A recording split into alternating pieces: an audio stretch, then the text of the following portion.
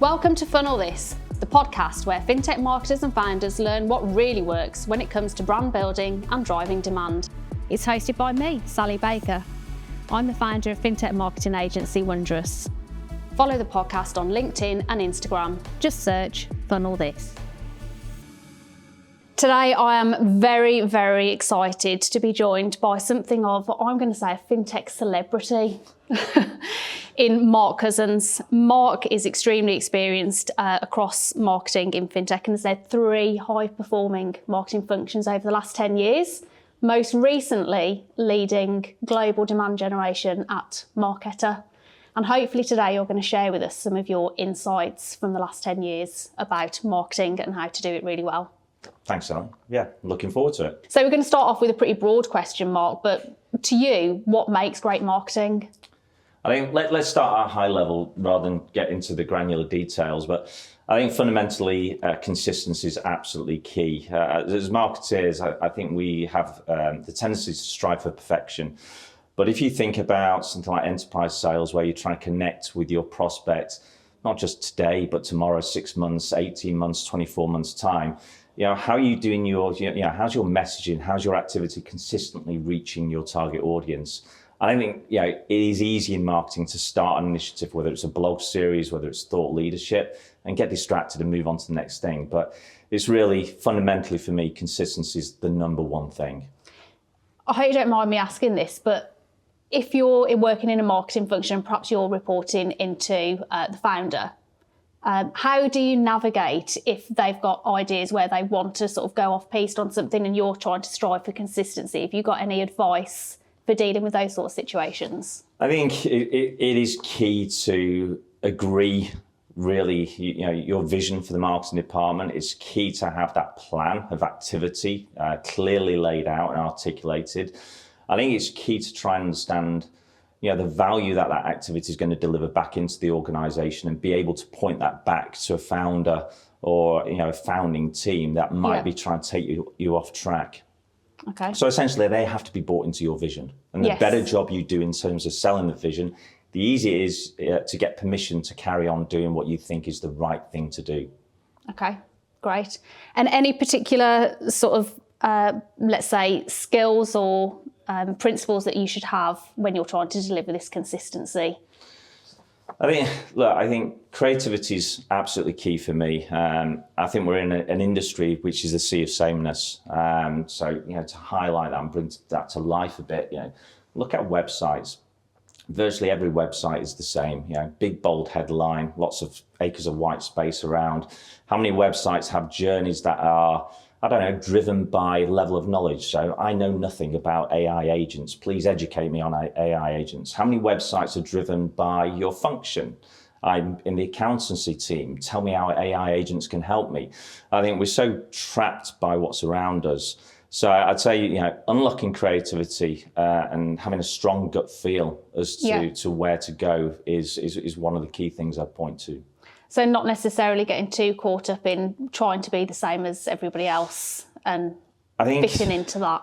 I think it can be a tendency as marketers to look at your competition and to become slightly obsessed by your competition. It's something I've never done personally. I've only checked my competition in terms of perhaps it's thought leadership. Am I entering true white space? But I think try and take your inspiration from two different sources. One, I've always gone completely outside my industry. So for me, I find consumer marketing really interesting because B2B marketing can be too rigid and too fixed. So the consumer side's quite innovative. So what can you bring in from that side to B2B marketing?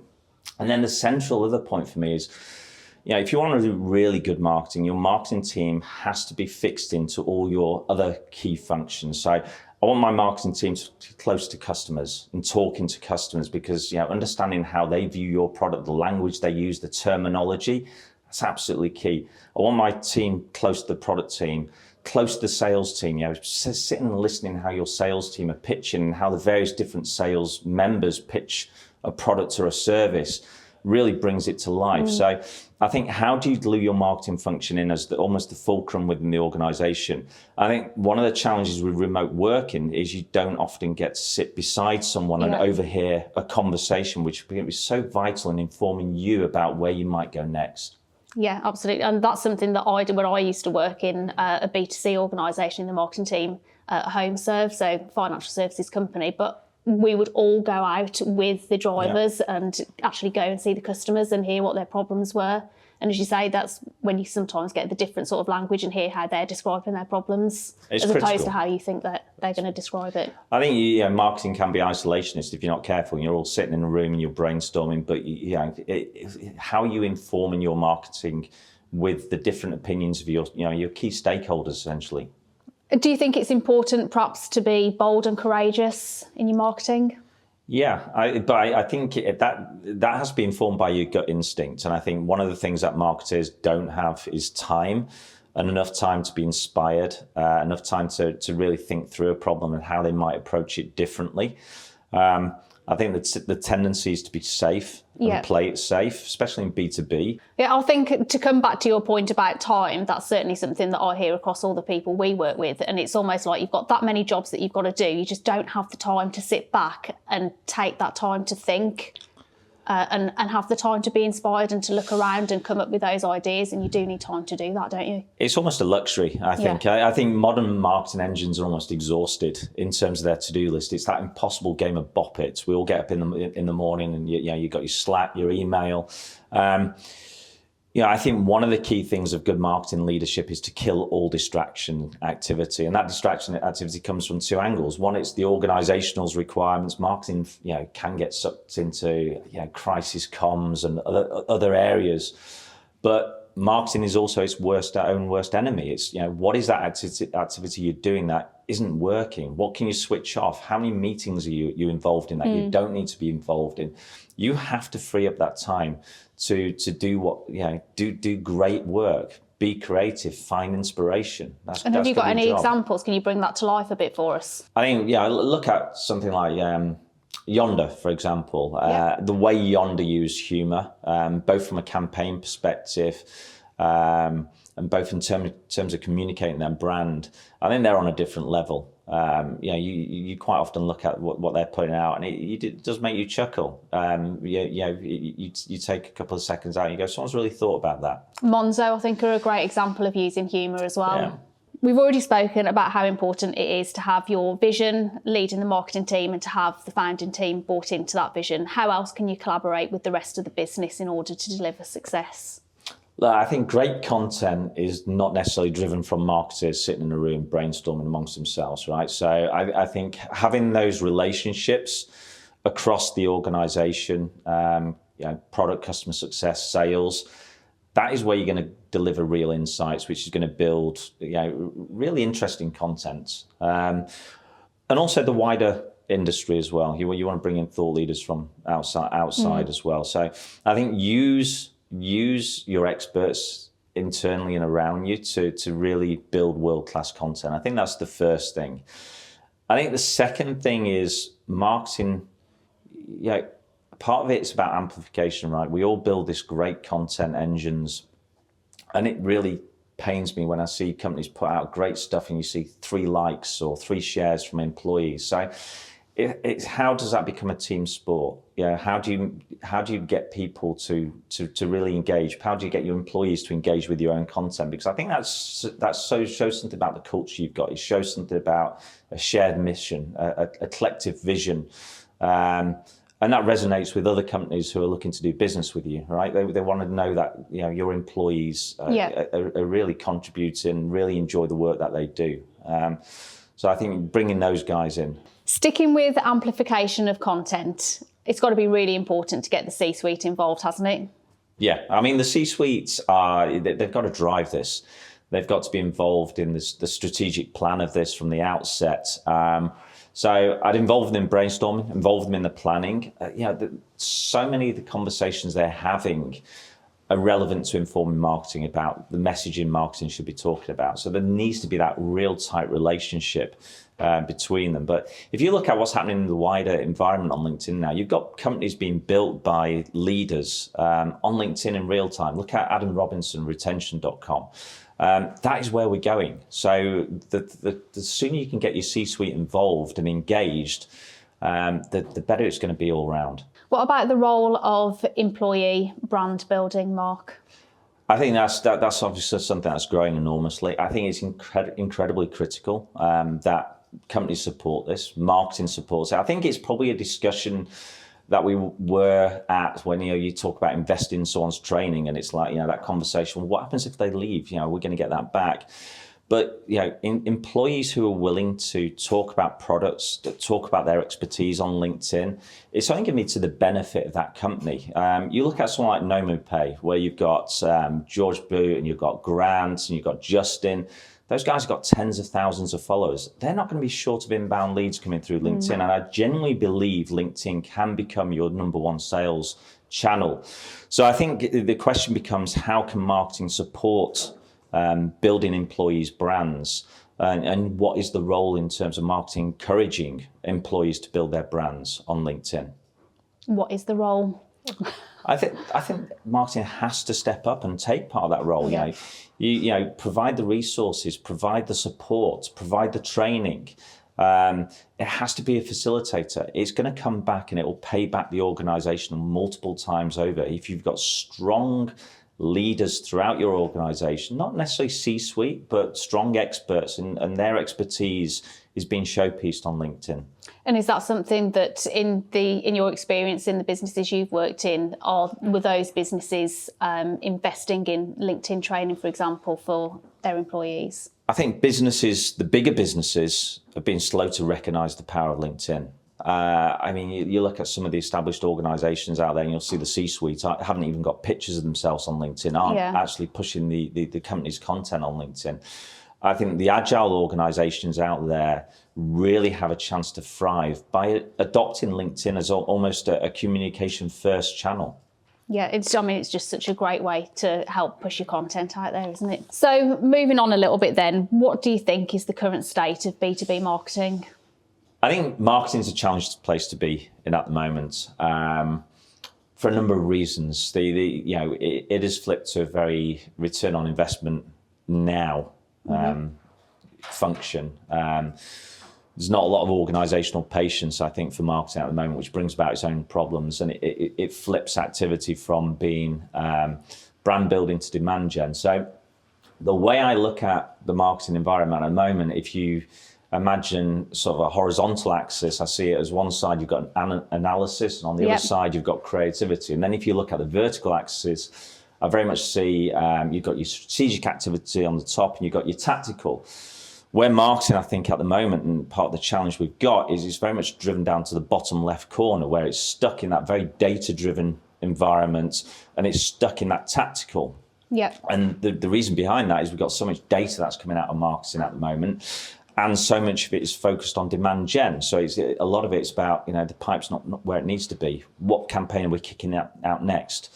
A lot of panic activity as opposed to building the brand. And again, comes back to time, I guess, doesn't it? And being able to take that step back. Yeah, I think strong marketing leadership, you have to, how do you stay truthful to your vision of what you're trying to achieve? All marketers go into the year with some big rocks. These are the things we need to nail, whether it's rebuilding a website, whether it's creating a community, whatever it is, some big initiatives that your gut instinct tells you is going to deliver value in the long term.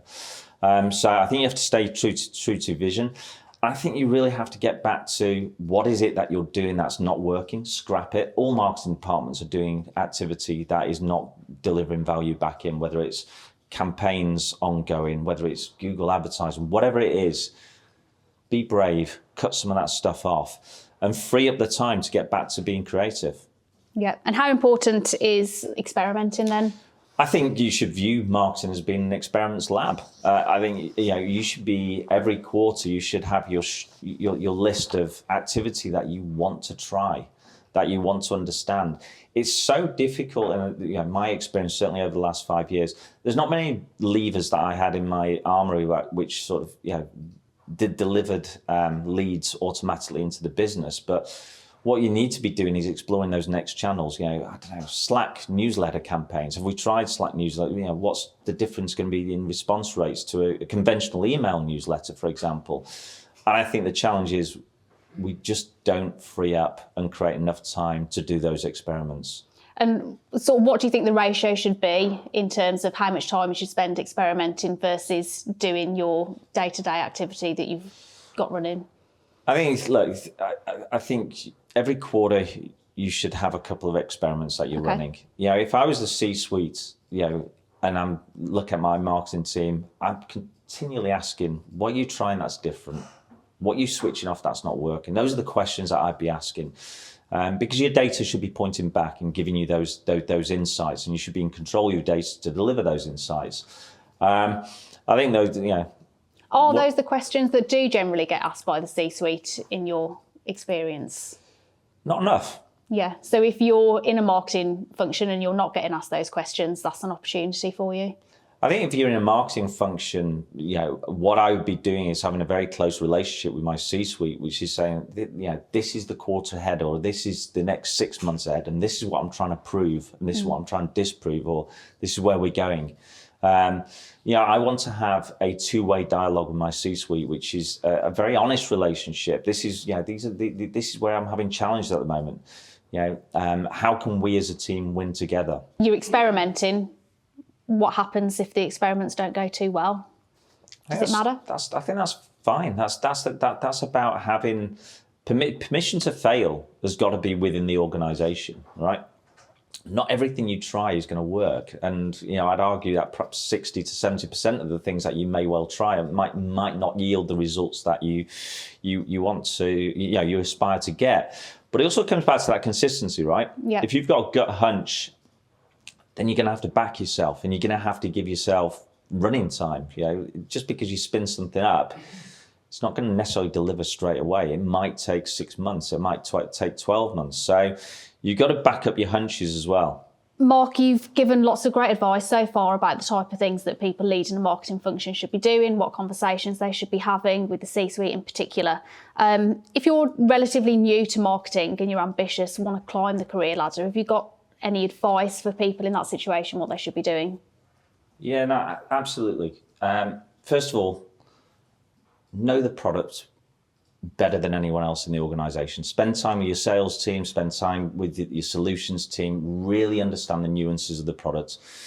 I think that's fundamental to marketing and being able to deliver great marketing. So also try and spend time with customers and understand it from a customer's perspective. So I don't care whether you're a designer, I don't care whether you're a copywriter, but really learn the basics and the fundamentals of your product. I think the second thing is, you know, especially in go-to-market functions, find an area where you can really bring value to that go-to-market function. Try and own something that might be wider than just your discipline. So, I don't know, for example, set up Pitch Club. Pitch Club being, you know, an event where the whole go-to-market club comes together once a month, and you know, you pitch in front of each other. You refine your sales techniques in a safe environment. You know, own something like that. Yeah. Try and create something. Try and give the value back in. I think thirdly, be that person that glides between all the functions. You know, be that person going between product, sales, marketing, and building and collaborating with those relationships, and also outside the industry. You know, things like LinkedIn are so great for connecting with thought leaders or experts outside your company. Be that person. You know, go and network. Mentorship. Get yourself a mentor or get yourself two mentors, not just in your discipline, but perhaps somewhere else. If you're in marketing, perhaps find a strong sales leader who can mentor you about, you know, what sales is really looking for from a marketing perspective. Finally, just relentless ideas and passion. Bring ideas to the table. Look at what's happening outside your industry, what you could be trying. And yeah, we talked about marketing being an experiments factory. You know, bring some experiments in, be passionate about it. And then I guess one additional thing, you know, AI is obviously everywhere. You know, if you want to be, you know, glue yourself into the organization, be that person who understands better than anyone else what AI can contribute and how AI can help processes and within the marketing team. It's all about really just trying to own as much as you can, making yourself indispensable and making the role your own, I guess. Yeah, but doing it from the right intentions. Yes. Right? Enjoy yourself, have fun, but know where you can make an impact and add difference. Yeah. Okay. Great advice. So let's imagine you're starting a marketing function today from scratch. What would your founding principles be? Founding principles are sort of guidance and informed guidance of what I'd do. The first one's controversial, really. Having been in sort of led global demand gen in an organisation, I would think long and hard about whether you build a demand gen from day one, demand gen function from day one, or whether you put that investment into wider marketing or brand building. Demand gen is notoriously hard. And if you've got a sales function, you've got SDR functions already in there, and then you're trying to bring in a demand gen function, you're probably looking at building in hundreds of thousands of pounds into your marketing function just to cater for that demand gen function. And I question whether that sort of budget can be put to better use, especially if you're trying to build a brand whereby you're targeting enterprise clients. And it is about establishing your brand, and it is going to be a long sales process because you're not going to get results tomorrow from spinning up a demand gen function. So that's controversial to kick it off. I think the second point, keep your team small. Really, I believe you can do more with 3 people than you can do necessarily with 6 or 9 people. If you've got a team of generalists, if you've got a team who have a relentless attitude, and if you augment that team with very capable freelancers around the edge who are brought in as and when needed to deliver on very specific projects. And I think finally it's that essential thing of really having a vision of where you're going. I think too much is tactically driven, as we just talked about. I really want to be understanding where the destination is, where you're going to be in 6 months' time, where you're going to be in 12 months' time, where you're going to be in 18 months' time, and really bringing on board the C-suite to support that vision. I think too much fails because there's not enough clarity around the vision, and too much is about near-side results delivery. Yeah, I think that's something that I notice if I have conversations perhaps with founders, is there aren't clear objectives always, and what they're expecting marketing to deliver.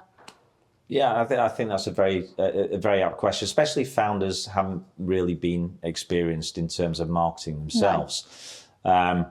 And I think the sort of guidance to a founder there is perhaps you don't necessarily need to bring on CMO from day one, because that would probably be too punchy. Yep. But certainly getting guidance from a very experienced marketer who's set up marketing functions to give you a framework would be hugely beneficial. You need somebody, I guess, really that can do some thinking but also execute.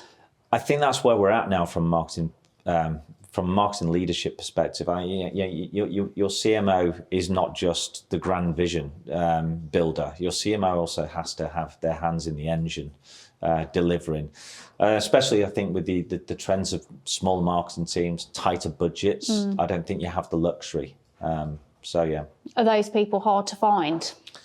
I think they're getting harder to find because of the impact of things like AI now, because I think you absolutely need to have experience of building with AI, using how to, understanding how to apply AI. So I think it's a very strange sort of hybrid function, having someone who can be the strategist, but someone who's also willing to roll up their sleeves and get on with it. But that's very much what is needed. Yeah, absolutely. Mark, no conversation is complete without mentioning AI, and indeed we've already mentioned it during our chat already, but what impact do you think it's going to have on marketing, or is it having? Tremendous impact is the long and short of it. I think anyone who's leading a marketing function or who's involved in a marketing function, you have to have a vision of where AI can help. I don't think it's enough to be sort of saying I'm using Riverside AM and we can now splice and dice videos through AI and we're going to produce 3 times as much video content. I think fundamentally the question that's going to be coming back from your C-suite is, what is your overall AI strategy that's going to deliver increased efficiencies within your marketing function? And how do you start considering what your AI strategy should be?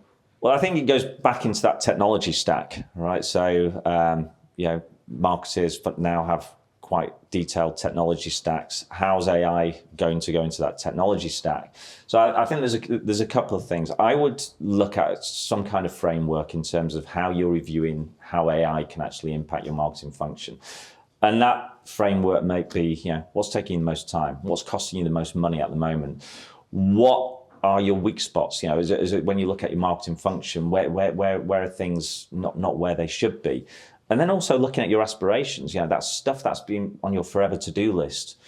Then look at the AI solutions that are out there.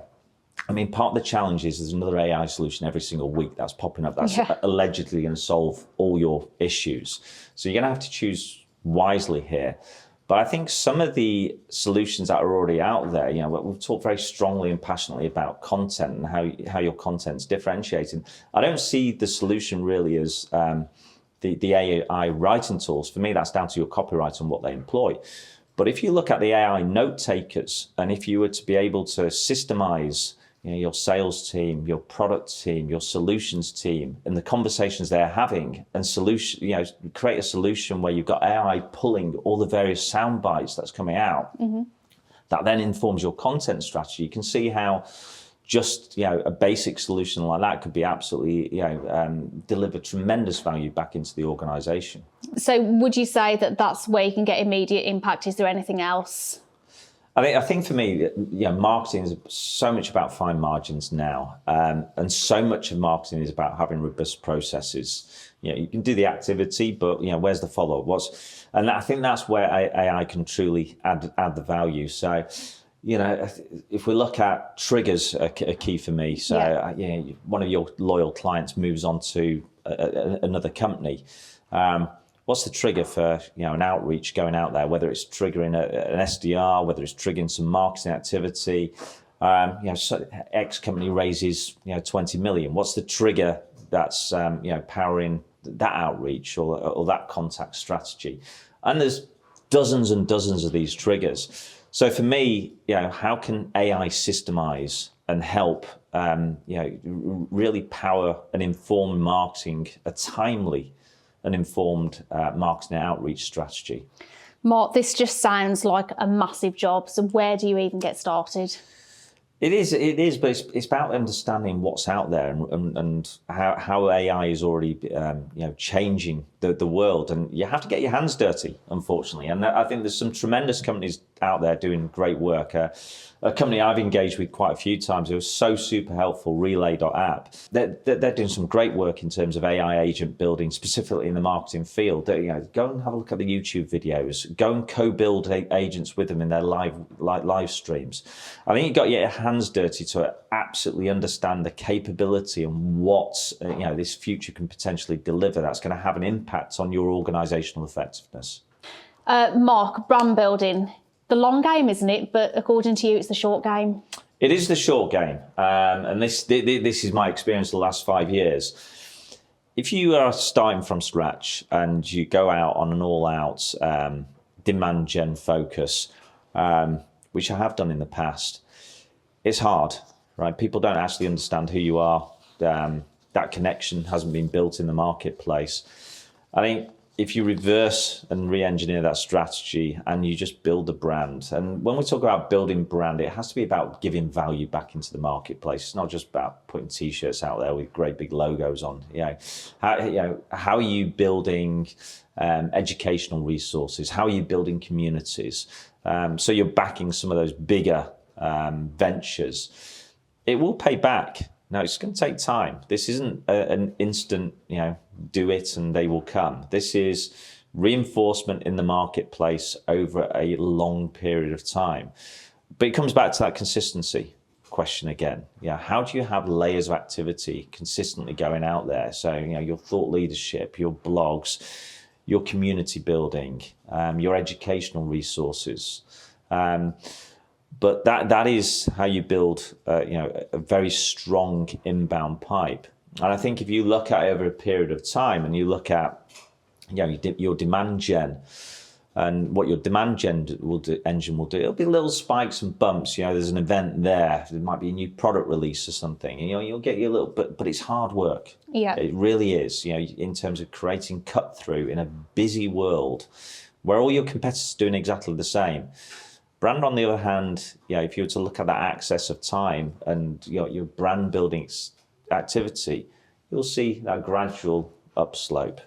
And it really is a beautiful thing when you're bringing customers into the organization who want to do work with you. They want to be part of your community. They want to be a customer.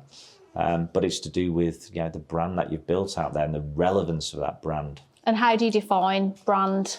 I look at it as gravitational pull. It's what are you doing to bring people into the fold? How are you validating it? How are you reassuring them? But I think it's also broader than that in terms of how are you supporting it from your culture, your people. I think part of the challenge that we've got now, especially with AI and so forth, is your technical capabilities. They can easily be copied. If you've got an open API sandbox, anyone can go in there, and before you know it, there's a lookalike company can be spun up. So it's what can you build as a defensive moat that can't easily be copied. Culture can't. It can't easily be replicated. The authenticity, your people advocating personality. So for me, those are the aspects that you really need to look at. How you're going about it and have a strategy. And we've already talked a bit about your people and them creating a brand. For me, that is the way you tell the stories, I guess. Yeah, the way it's powerful. It's really powerful. People connect with emotions. How are you building emotion into what you do? Are there any specific tactics that you would recommend to help build that brand connection? Well, I think there's a lot you can do from a marketing in terms of the content that's going out there, the authenticity that's going out there. I think what you've got to look at is moving the relationship you have with your audience from pure awareness to trust. And I think how are you going up that ladder? Obviously, going up to the trust level is harder than just getting general awareness out there. So we can all put blogs out there. We can all cut and splice videos and get that going out on our LinkedIn feed. I think the bigger initiatives, whether it's building an educational pool, whether it's building a community, whether it's building an RFP hub and offering all your advice out there, those which they're harder to invest in, they're harder to create. But I think that's ultimately where you're moving more to trust, where you're more on the education. It's more moving away from it's about us and us talking about our widgets, our APIs, our data analytics, and it's more about you talking about the industry, the problems and the challenges. How do you move more to that side? Yeah, and I guess it's so important, isn't it, to make sure that you're staying up to date with what those challenges are, because I guess they can evolve quite rapidly.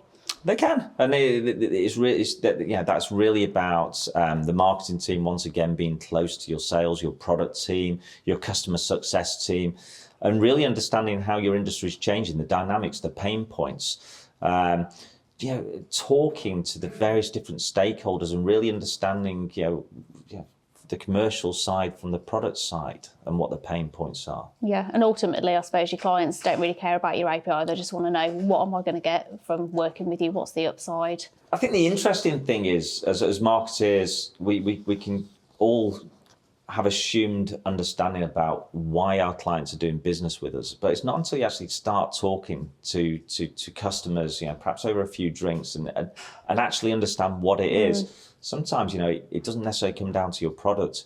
Perhaps it comes down to your people. They just love doing business with your people. You really help us. You go the extra mile. Your product capability might be on par with what your competitors are offering, but perhaps your culture sets you apart. Yeah. So thought leadership, I know that's something that you've done a lot of. What is thought leadership, first of all? I think, it's probably easy to talk about what it isn't from my perspective. Thought leadership is not a solutions brochure that's packaged out there, and it's thought leadership is really about where's your industry going. It's about having a viewpoint on the future.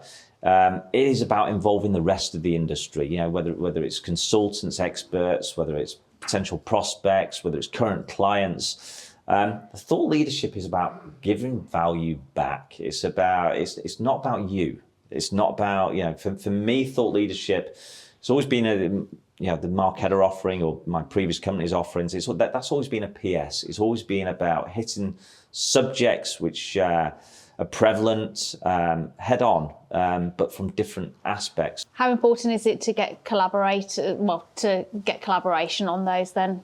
I know that's something that you generally do. Yeah, look, it's not. Once again, it's not about you. It might involve one or two of your experts, but you want the debate opened up. You want it broadened by experts who can provide different viewpoints on a topic or an industry subject matter. It's also, for me, it's critical to involve research. Right, you want to substantiate it. So too much thought leadership is perhaps 2 or 3 people with their opinions, but how do you substantiate it and bring more context in there? Adds authority as well, doesn't it? It does add authority, but I think if you're also looking for the thought leadership to go out there to have value in the wider marketplace, to be something that your PR department or your PR agency can utilize, then I think it needs that validation of research. You've obviously got to put a lot of time into getting thought leadership right. So how many pieces of thought leadership do you think you should be aspiring to achieve in a year, let's say? So it is absolutely about quality. It's not about quantity. You want to do these things right. You want them to have real value out into the marketplace, and you want them to resonate. For me, my experience in doing them, they're 3 or 4 month exercises in terms of, from iteration, start, iterating, building to actual delivery, especially if you've got some research in there as well. I think if you can release 3 a year, that's a good quota to aim for. And how do you push it out?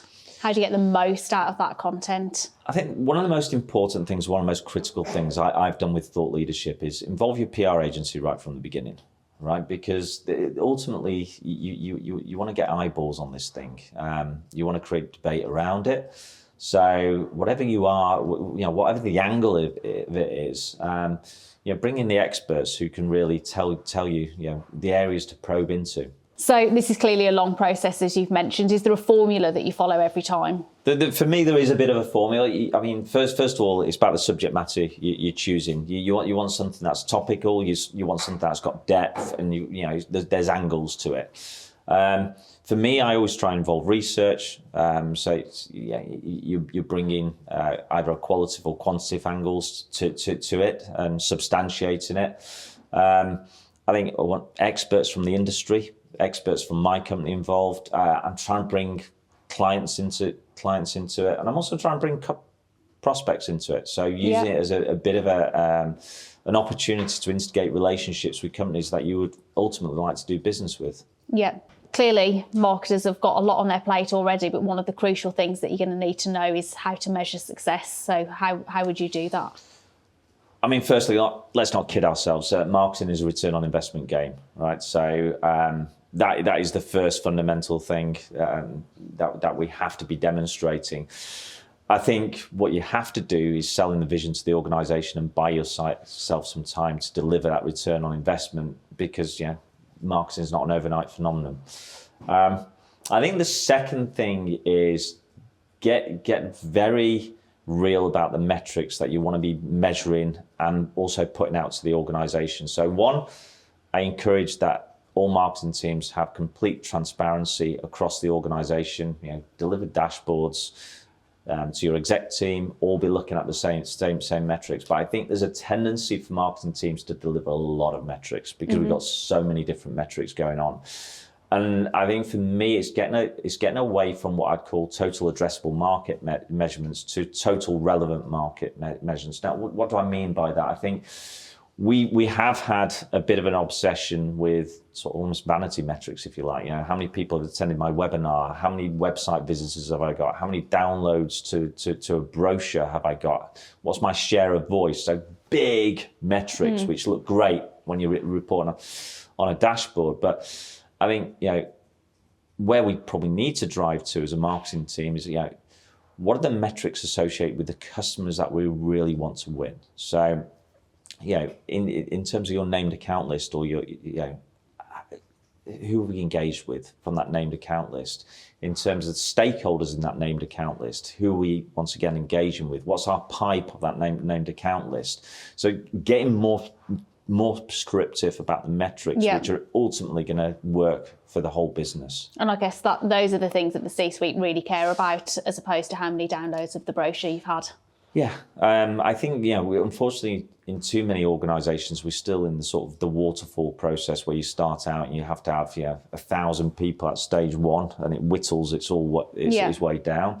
I think that has to change, and it has to get more disciplined, because these are the 100 companies that we want to do business with. There's been a big shift, certainly in fintech, and in terms of moving to enterprise, landing an enterprise account which is going to deliver real value today, as opposed to a growth account which might deliver promise, but it could take 2-3 years.